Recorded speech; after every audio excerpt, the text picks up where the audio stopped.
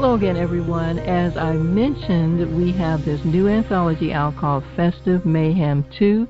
It's a limited edition, which means you better grab it while it's available. It's only going to be available online until January 31st of 2022, so grab a copy real quick. One of the great things about this anthology is I got to meet some wonderful authors, and we collaborated on this effort, and I think we've all become good friends out of this project. One of the authors is here with me today. Her name is Carolyn Marie Wilkins, and I want to welcome Carolyn to the podcast. Hi, Carolyn. How are you? I am great. I'm so happy to be here. Thank you for having me as your guest. I'm so glad you took the time. I want to say this up front, too. Listen, guys, we are in separate states. We're miles and miles, hundreds of miles apart. I don't know if Carolyn's on her phone or I'm on my phone or computer or whatever, but if you hear a little background noise, here's what I'll say. Mind your business, okay? Don't worry about it. We're not going to sweat the small stuff, so you may hear my dog snoring. You may hear a little bit of this and that. We're not going to worry about that. We're just happy to be together on this podcast and have the opportunity to share a little time with you guys.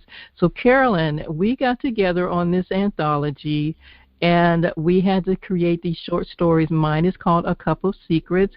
Tell us about the title of your short story in the anthology, and also start off by telling us a little bit about yourself and your writer's journey. Oh, well, thank you. So, yes, it's been such a fun thing to be part of this anthology and meet all my fellow crime writers of color. We've had such a ball. Great stories, great recipes. So my writing journey actually is a little bit unusual in that I was and still am a professional musician by trade, and I'm also a psychic medium, and I do both of those things professionally. I do readings, tarot, talk to dead people, etc. But I also have always loved writing, and so I've been working on a character, my character in this short story, which is called A Praline for Pepe, is a teenage girl who is studying to be a psychic with an old hoodoo woman, hoodoo, for those who may not know, is the African-American kind of tradition of magic that elements of which go all the way back to Africa. And this old woman has kind of been a mentor for my main character, whose name is Carrie. And while Carrie is out for a walk, she happens upon a demonstration. The year is 1922, and a number of African Americans are demonstrating at the pier of her Indiana River town to protest the arrival of a showboat in town. The showboat, you know, those big river boats that come. This showboat is featuring a hugely racist review based on the famous movie Birth of a Nation, which was a hugely racist movie that glorified the Ku Klux Klan. So African Americans in the town are out with their protest signs. Carrie, my protagonist, just happens upon this event and bumps into a handsome young chef. And the handsome young chef, turns out, works on this boat because he needs a job. And he's a very colorful character. He's from New Orleans and wears a parrot on his shoulder. And she meets this guy, and from that, adventures ensue. And I'll be reading a little excerpt of my story later on, but that's sort of the setup for the story, which is called A Praline for Pepe. And included with the story all of these stories, by the way, if you like food, each one of our stories has a wonderful recipe with it, and mine is a recipe for a New Orleans dish that they cook during the course of the story, and it's called New Orleans King Cake. So yeah, that's a little bit about my writing at the present time. Well, tell us quickly if you have any other books out there that people can find, and is this protagonist in any of your other stories? Well, I am. I wrote a book called Death at a Seance, in which the same protagonist is there. And then I have 2 earlier murder mysteries, which are set in more contemporary times on the south side of Chicago and feature a amateur sleuth who's also a choir director and music teacher. So you slipped a little music in there too, huh? I'm trying to bring all of my worlds together in one fell swoop. Sometimes it's successful, but it's always fun. Always interesting. Yeah. Well, I got the chance, of course, to read everyone's story, which was another treat for us as our collaborators. Is we got a chance to see each other's work before it went into the final project, and it is such how can I put this? It's such a diverse crowd of authors, and the stories reflect that. You have a little bit of everything in there, and there's going to be something that you're going to love, especially the recipes. Yes. So, Carolyn, would you mind reading a snippet from your short story and tell us again? You don't have to give us the entire recipe, but give us a little hint about what's included in that recipe as well. Oh, great. Okay, so I will say the book is called, the story is called A Praline for Pepe. And a praline, as many of you may know, is a wonderful sugary pecan dish, like a cookie-like thing that comes from New Orleans. And my handsome stranger of mystery with a parrot on his shoulder is from New Orleans, and his name is Baron Matisse, and he is just absolutely the most gorgeous thing that ever hit the earth, plus he's got this great accent, and during the course of the story, he cooks a dish that is called New Orleans King Cake. It's kind of a cross between a brioche, a coffee cake, and a regular cake. It's an incredibly rich, intricate, sweet, wonderful holiday kind of meal. So I'll share a little bit of the story. So as I said, my main character, Carrie, was out for a walk. She bumps into this guy, and he tells her, I need to talk with someone who can work some hoodoo for me because I'm in a lot of trouble and I need some magic work done. And so Carrie takes Baron Matisse back to her mentor, whose name is Sister Marie.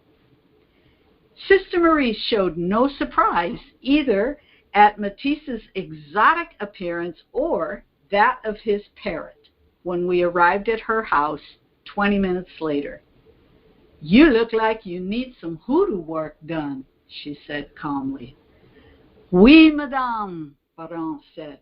As he spoke, the parrot flew to the top of Sister Marie's herb cabinet and made himself to home.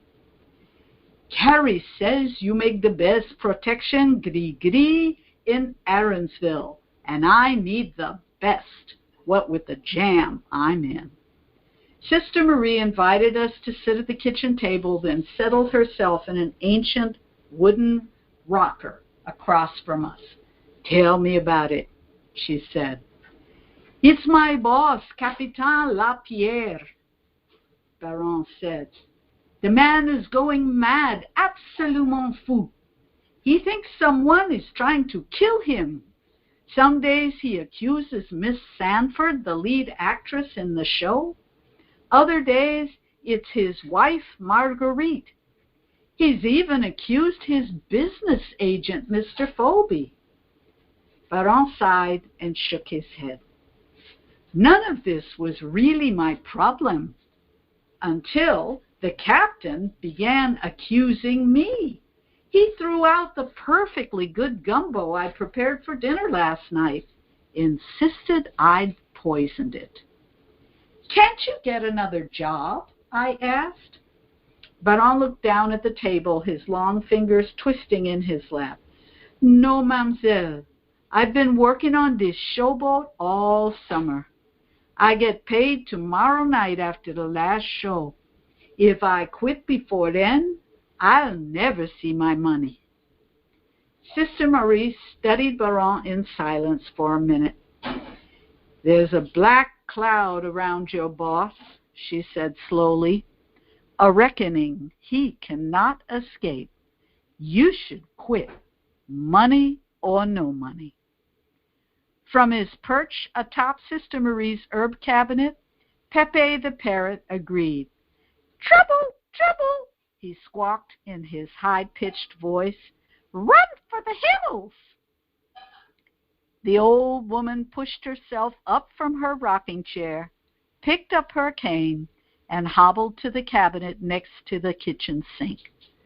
But I know you're not going to follow my advice, she said, so I'll make you some protection oil.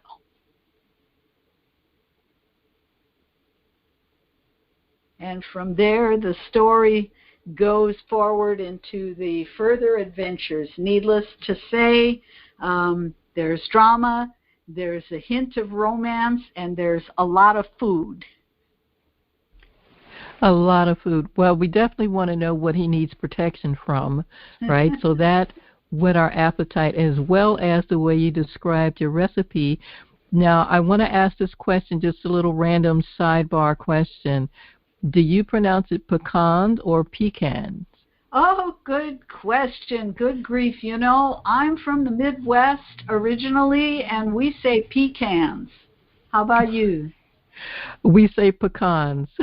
Oh, that is so funny. Where are you from? I'm actually from Ohio, but my father was from Louisiana. So I'm not sure if that had a impact on it or not. But yeah. Isn't that How about funny? That? Yeah. That is funny. Well, Carolyn, tell everyone where they can find you. Do you have any events coming up? I know you were at a crime fest recently, but do you have any other events or any place that they can meet you, or where can they find you online if they wanted to contact you or get more information about your work? Oh, well, thank you. So probably the best way to find me, especially now in this digital age, is to go to my website, which is www.carolynwilkins.com. As I mentioned before, I'm also a psychic medium. I do readings. I have a big mediumship event coming up Friday night where I'll be working with another woman. We're doing an event called Music and Mudras. She's an Indian from the Indian subcontinent, that Indian, and we'll be doing some trance mediumship. If you're interested in a real seance, we'll be doing that on Friday. All of that is on my website if you're interested. I also do music events from time to time, and all my books are there. I have 2 nonfiction memoirs, which are a kind of combination of my life story and that of my family, a mixture of African American history and personal history. And then, as I mentioned, I also have my 3 other mystery books. So pretty much you can find out whatever you may need to find out about me on my website.